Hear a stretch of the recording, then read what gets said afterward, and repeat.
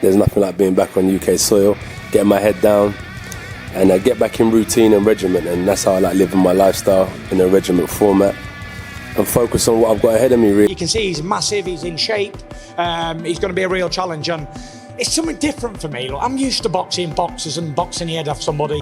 You know, unfortunately, it was a terrible accident, tragic injury, and you know, he'll take a little bit of time to recover physically. I think more will come out on that when Anthony's prepared to share it.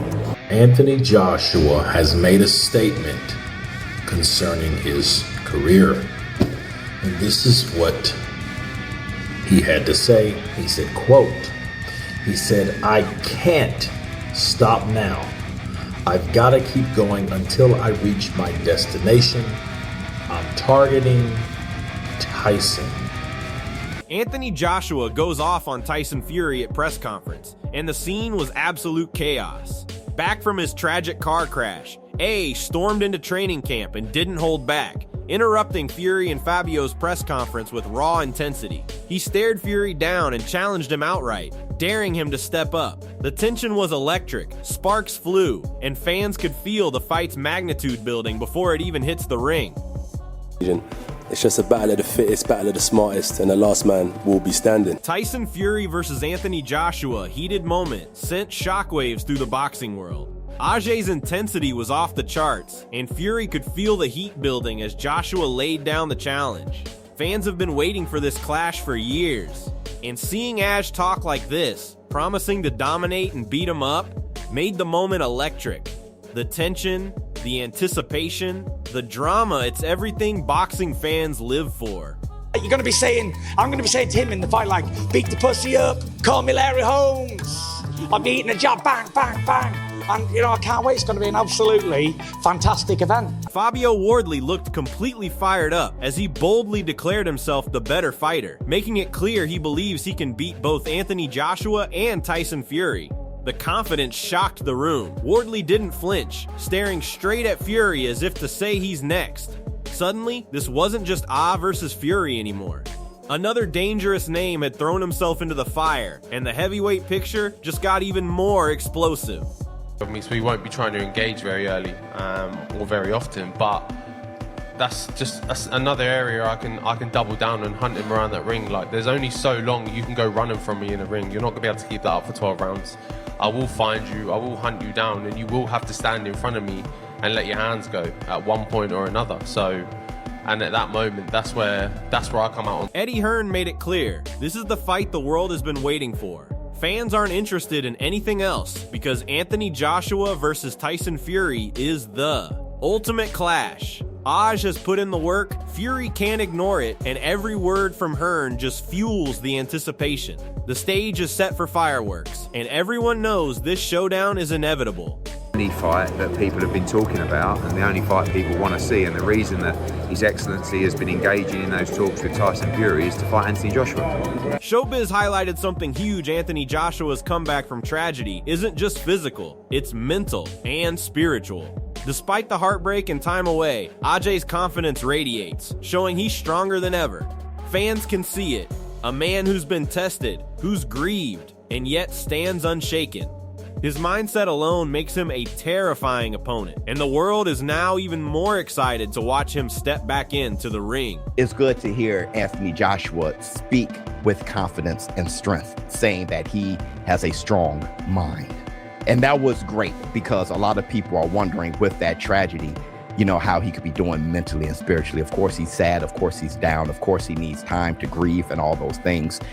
But he has a strong. Spencer Oliver dropped a bombshell, pointing out that Anthony Joshua has his sights set on the ultimate showdown, and it's not just any fight, it's Fury. While rumors swirl about Arslan Makhmudov stepping in as a tune-up, everyone knows his style favors Fury, but Joshua's focus, power, and raw determination make him a nightmare matchup for anyone. The heavyweight division just got a whole lot more dangerous. Obviously, Anthony Joshua was the dream fight that he was hoping for sometime late summer. Arslan Makhmudov is the rumoured guy that he's going to be coming in against, the guy that just beat Dave Allen, the big Russian, very powerful, very strong, but his style suits. Simon Jordan hit the heart of the matter. Physically, Anthony Joshua has what it takes, but the real question is mental. After tragedy and time away from the ring, will Aj have the hunger to throw punches like he did at his peak? Boxing isn't just about skill, it's about fire, desire, and heart. Fans are watching closely, knowing that if Joshua channels his focus and rage, Fury could be in real trouble. This isn't a normal fight, it's a comeback, a statement, and a chance to prove he's still the heavyweight force the world feared. And so with that in mind, physically, of course, he'll overcome it. It's whether boxing provides him with an outcome that he wants to motivate himself to go back into a ring.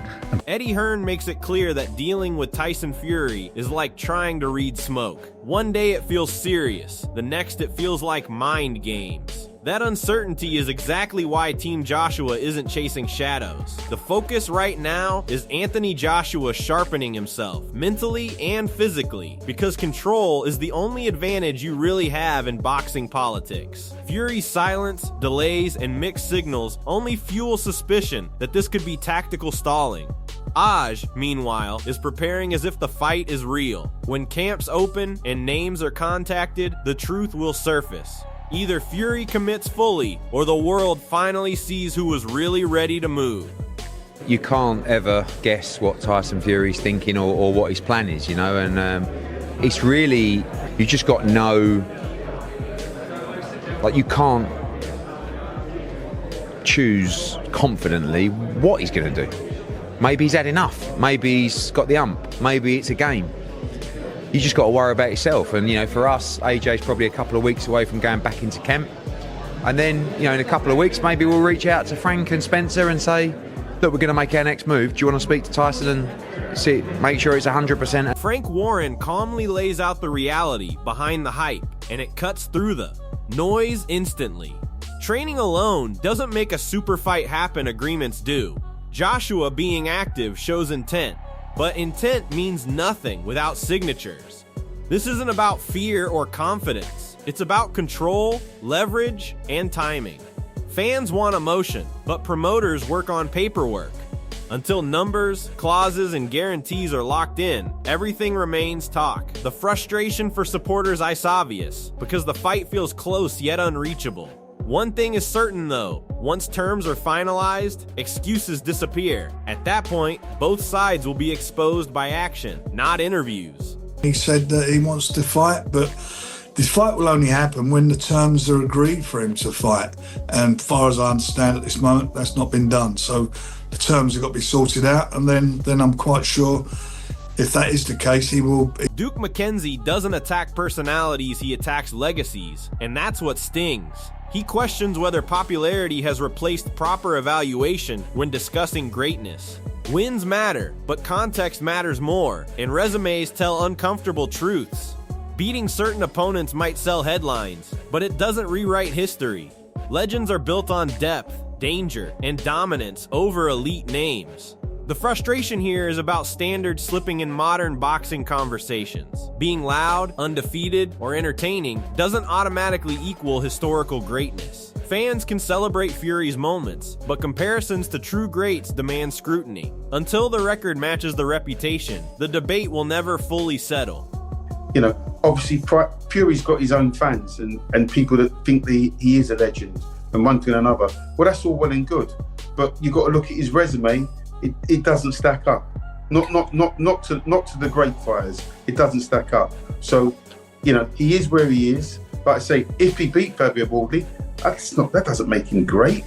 That doesn't make him great. Fabio Wardley speaks with the kind of belief that instantly turns heads. He doesn't sound impressed by reputations or intimidated by history. He sounds convinced. Youth, freshness, and hunger are dangerous weapons, especially against a heavyweight who's been through wars. Wardley sees openings where others see fear, and that confidence alone makes this conversation explosive. The idea that Fury could be vulnerable to power again isn't crazy, it's provocative. This isn't respectful trash talk, it's a challenger, visualizing the finish before the bell even rings. Whether fans agree or not, statements like this shift pressure. Suddenly, Fury isn't the hunter, he's the target. At times, and I'm a bit younger, a bit fresher, got a few more tricks in my pocket, so if I can do it, I can do it. I can get Fury out of there. Do you see that? If that's a fight that happens, you see yourself knocking him out? Yeah, 100%. I see myself getting him out. I can actually see it as well because I know I can get to it. Carl Froch opens the door to the question nobody wants to answer honestly. Why walk away if the biggest fight of your era is still sitting there untouched? This isn't nostalgia. This is unfinished business. Joshua versus Fury isn't just a bout. It's a defining chapter for British boxing. Froch's angle exposes something deeper. Retirement only makes sense when there's nothing left to prove. But here, everything is still on the table. Legacy, pride, and history are calling louder than comfort. Fans don't want explanations anymore. They want commitment. Every time Fury steps away and steps back in, it chips away at clarity. If the fight truly matters, there's only one response. Stop flirting with exits and step into the fire before the moment passes forever. Retirement. I know the fight with Anthony Joshua is an interesting one we want to see, one that I certainly want to see. First of all, I'd just like to say, why retire, why come out? I've touched on it. Tony Bello highlights the brutal reality of timing in elite boxing. Fresh off a demanding camp in war, jumping straight back into chaos isn't always smart, but neither is letting opportunity slip through your fingers. This is the trap Fury thrives in, forcing others to move on his schedule. Say no, and you risk missing the biggest payday. Say yes, and you risk being undercooked. That hesitation fuels doubts about whether this fight ever materializes. Bellew's tone suggests fatigue, with the constant back and forth, the false alarms, the dramatic pauses. Boxing fans have seen this story before, where bold talk leads to silence. At some point, credibility is currency. Crying wolf too many times doesn't just annoy fans, it erodes belief that the bell will ever ring. It's one that right now, I mean, he's just coming off a hard camp, a hard fight, and does he need it right now immediately when Tyson Fury says so? Probably not, but can he afford to knock back the opportunity? Probably not as well, so it's tough really. I'm not so sure it actually does happen, and I'm not so sure it's someone once again who cried wolf. Gareth A. Davies paints a picture of uncertainty wrapped in insider whispers. Long layoffs, sudden retirements, and quiet negotiations all blur the line between strategy and confusion. When a heavyweight disappears for months, momentum doesn't wait, it moves on. The idea of easing back sounds sensible, but this isn't a sport that rewards hesitation. Behind closed doors, plans may be forming, but public doubt keeps growing. Fans hear timelines, then hear reversals. That disconnect feeds skepticism. If the comeback is real, clarity must replace speculation. Boxing history is ruthless with those who linger too long outside the ring. Davies' insight suggests movement, but until gloves are laced and dates are locked, every comeback claim feels provisional rather than promised. He'll get a tune-up. It'll be Anthony Joshua before Alexander Usyk.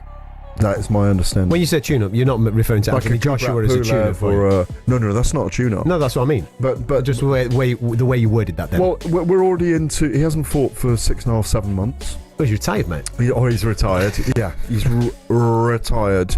My understanding is, behind the scenes, they're working very closely on getting him back maybe late this year or very early. Johnny Nelson balances realism with belief, acknowledging vulnerability without surrendering confidence. Yes, fighters study footage and imagine repeat outcomes, but boxing never runs on copy-paste logic. One clean shot doesn't guarantee a sequel. Experience, adjustments, and mindset reshape everything. Still, Nelson leans toward Joshua because consistency matters. Aji's ability to execute under pressure and stick to a disciplined plan separates theory from reality.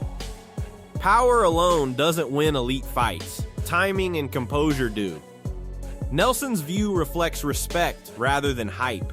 While others chase narratives, he weighs probability. Fans may argue endlessly, but in the ring, structure beats chaos more often than not. If this matchup happens again, it won't be decided by memories. It'll be decided by who adapts when the pressure peaks. Why? Because Tyson Fury's a fighting man. So I know Dylan White is nightmares to everybody. You never know right now. People are thinking, yes, I know how to take that by eyes. The same shot Anthony Joshua took him out with, and Pulev took him out, Povetkin took him out with.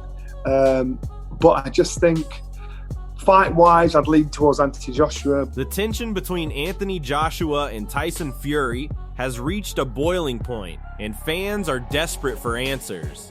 Every press conference, every heated comment, every sly jab is building the storm for what could be the defining heavyweight clash of the decade. Fabio Wardley lurking in the background only adds fuel to the fire, reminding everyone that the division is unpredictable. The fight isn't just about skill, it's about pride, legacy, and dominance. Who will step up when the world is watching? Comment below and tell us, do you see Joshua finally conquering Fury, or will Fury's cunning prevail once again?